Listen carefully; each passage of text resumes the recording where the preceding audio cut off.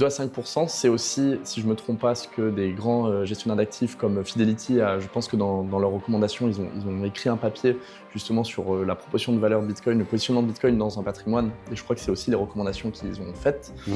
Et ça fait le pont sur ma question, en fait, qui est, est-ce que si Bitcoin prend de la valeur dans un patrimoine, tu conseillerais de maintenir cette allocation à 2 ou 5 ou si Bitcoin, le prix du Bitcoin monte et que du coup le pourcentage que Bitcoin prend dans le patrimoine est plus élevé, de devoir entre guillemets vendre pour toujours maintenir une allocation à 2-5 Intéressant.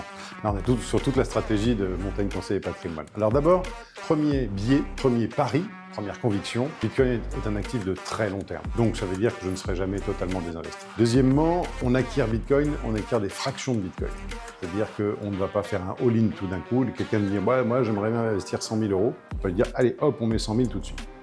On va, même si pour certains, ils utilisent un graphique qui a été proposé pour le MSCI World qui explique qu'il vaut mieux faire un all-in en une fois sur un MSCI World, je précise que c'est une statistique qui a été faite entre 1976 et 2022, uniquement sur MSCI World, et on ne peut pas dire que le MSCI World et Bitcoin se comportent exactement de la même manière.